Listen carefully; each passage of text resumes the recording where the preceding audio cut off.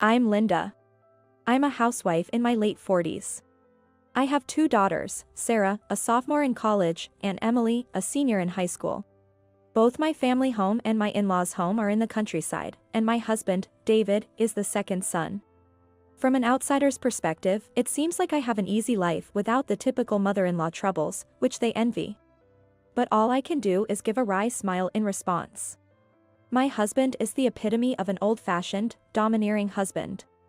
He often brags, "I'm the one earning the money. If you have a problem with that, we can just get a divorce." And does absolutely nothing around the house. When the kids were little, he'd annoyingly insist it would be pitiful for the girls to come home without mother, preventing me from working outside. I don't mind being a housewife or doing household chores. But even when I prepare a dinner of meat and potatoes, spinach salad, and fried mackerel, he complains, "Is this all? You're a housewife, you should do better."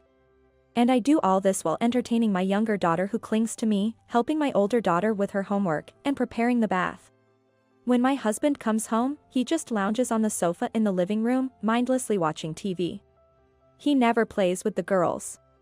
Every couple of months, on a whim, he takes them to the park, and on their birthdays, he condescendingly gives them presents, saying, "You can have these because I work. Be grateful to me." He thinks that's enough to show his love for them. Gradually, I started to dislike my husband. He seems to mistake me for a maid rather than a loving wife. But I don't have the financial means to get a divorce. I've convinced myself that if I just endure, things will work out. When I was younger, the term emotional abuse wasn't widely recognized, and every time the topic of divorce came up, my husband would say, "You'll struggle if we split. Someone like you, who's only done housework, is easily replaceable. Not me. My job can't function without me." This made me believe I was the flawed one. Even if I thought about working, the idea of having a boss like my husband and facing criticism at work too was unbearable. "Mom, I hate Dad. He's always so full of himself, but he doesn't do anything. Hey, why don't you divorce him?" I never complained about my husband in front of my daughters, and he usually doesn't say much in front of them either, but kids notice everything. Especially since they're girls. They're very sensitive to his negativity. When he's in a bad mood and likely to take it out on someone, the girls distract him or help with the housework without me having to ask. They are really good daughters. Coming from the countryside, divorces were rare and unusual in my youth. In my area, it was common to hear rumors like that family has a daughter who returned home after a divorce. In the cultural context where my in-laws and husband saw his domineering behavior as normal, I tried my best to endure. I didn't want to cause my daughters any distress because of me. However, as I kept mulling over whether a decisive event would justify a divorce, before I knew it, about 10 years had passed. I no longer have any affection for my husband. Our relationship remains the same, but now that the girls are more independent, I've re-entered the workforce.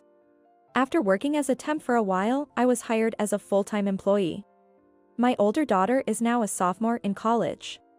And my younger daughter is a senior in high school. With financial stability and finally some peace of mind, I feel ready to divorce at any moment. Then, one day, while out shopping with my daughters, I caught sight of my husband arm in arm with a young woman, being overly affectionate. What baffles me is why he would choose to have a date with his mistress at a shopping mall near a station we frequently visit. I thought he knew we were going shopping today. Does he not care about my daughters and my activities? Or is his crisis management so poor that he didn't consider the possibility of running into us? I really wonder how he can function at work normally. My daughters also noticed him and were disgusted, exclaiming, "Seriously? Cheating? Unbelievable. That woman. She looks about our age, which is just creepy." Their reaction was quite strong. "Mom, we're going to lose sight of them. Let's follow them." They started taking photos and recording videos on their phones, saying, "This is the worst. We'll never forgive him." They seemed even more upset than I was. "Right, let's do that." We blended into the crowd and followed them, only to end up at a surprisingly unexpected place. My husband and the young woman entered a flashy pink shop. A clearly dubious establishment. Wait, this shop is Isn't this some kind of adult club, not just a regular nightclub, right? Yes, it seems so. Gross, so gross. Mom, you have to divorce him. We need a family meeting today. I don't even want to call him a dada anymore. This is a bit more than I expected. Though my daughters and I were shaken, the shop was specialized in a particular niche. That night, we had a family meeting at home. You're cheating, aren't you? What? What's all this about all of a sudden? We saw you with a young woman this afternoon. Oh, you saw that? It's just a bit of fun with a cute girl. Just playing around. My husband always acts arrogantly in front of me. Even now, he's sitting back in his chair, all puffed up. Playing around? You're married. I earn the money here. Do you think you're in a position to complain about what I do? I'm free to do what I want. You guys can't live without me.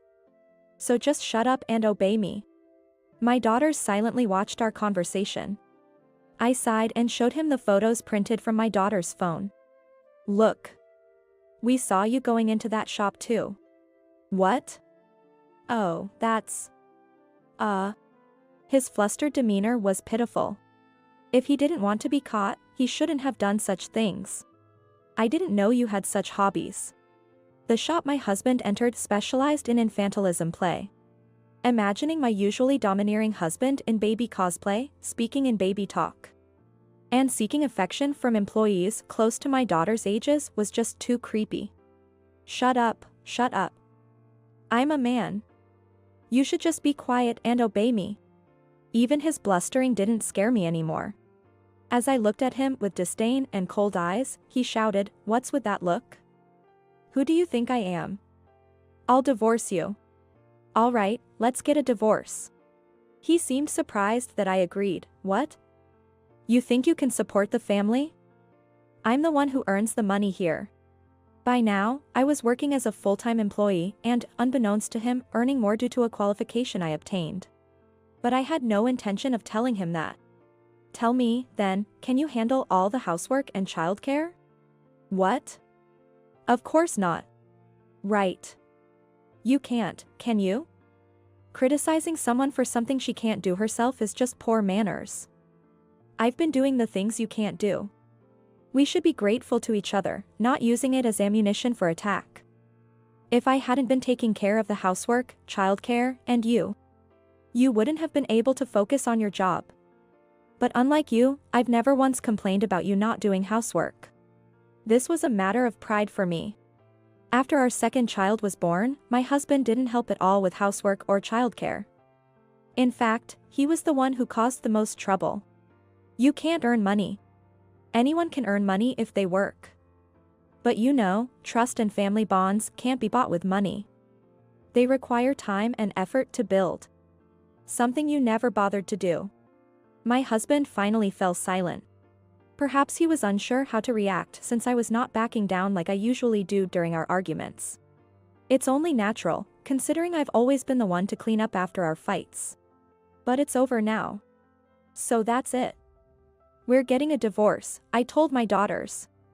Then my husband exclaimed, "Hey. I'm taking custody of the kids." You?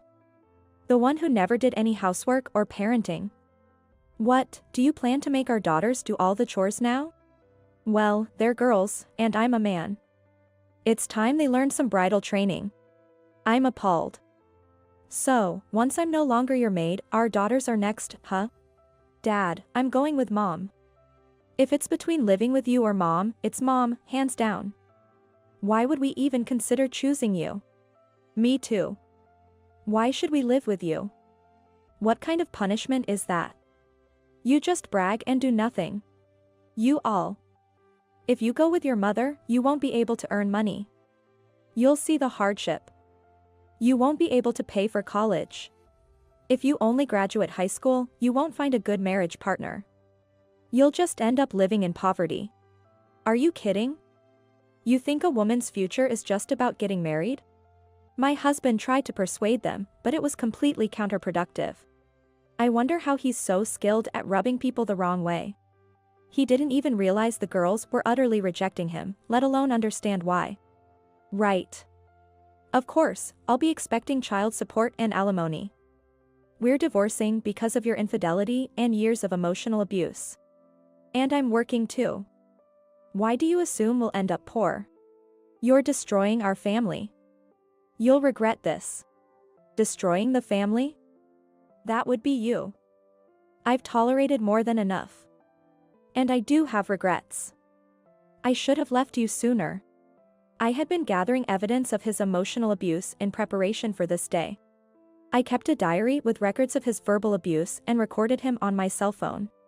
I also saved all our text messages. I was fully prepared. And so, my husband and I divorced. When he started to make a fuss during the divorce, I hired a lawyer. Since he tends to be submissive to authority figures, things proceeded smoothly afterward. We sold the house we had been living in, and my husband moved into an apartment alone. My daughters and I started living in a different apartment. We received the child support in a lump sum from the sale of the house. So there's no need to contact my ex-husband anymore. If we ever need to contact him, we decided to do so through our lawyer, and I warned him that if he contacts us directly, I'll show the evidence of his affair to his parents. He's too embarrassed to make any contact now. Then I heard a rumor that my husband got arrested. Turns out the woman he was cheating with wasn't interested in him at all. She was just a sex worker, and their relationship was nothing more than that of a client and a worker. Despite this, my ex-husband persisted, showing up at the club saying, "There's nothing in our way now. Let's get married." He disrupted her work, insisting, "She's my woman," and pleading with her to quit her job and do housework for him. He even found her apartment and showed up at her place.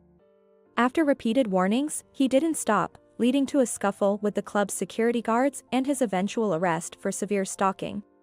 The woman, traumatized by the incident, quit her job and disappeared back to her hometown. To avoid a criminal record, my ex-husband paid a settlement of $10,000, but his arrest became known at his workplace, leading to his resignation. He's been unable to find another job and is living an unemployed life, drained of energy. Serves him right. As for me, my younger daughter got accepted into college. Both my daughters are enjoying their university lives. I've been promoted to a position responsible for training new employees at my workplace, progressing smoothly in my career. My salary has increased, and we celebrated together. As soon as I divorced my husband, everything started going well for me, and I finally grasped happiness.